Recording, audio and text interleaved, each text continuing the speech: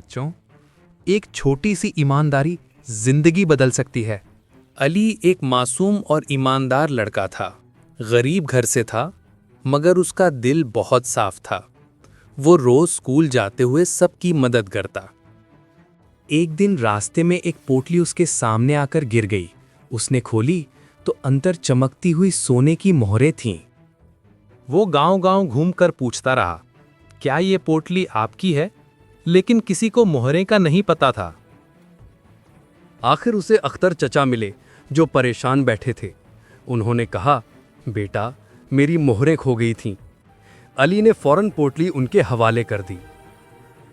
अगले दिन अख्तर चचा एक छोटी बॉक्स लाए। अंदर एक गोल्ड कॉइन और पेंसिल सेट था। ये तुम्हारी ईमानदारी का फल है बेटा। बच्चों, सच मुश्किल होता है, मगर उसका इनाम हमेशा खूबसूरत होता है।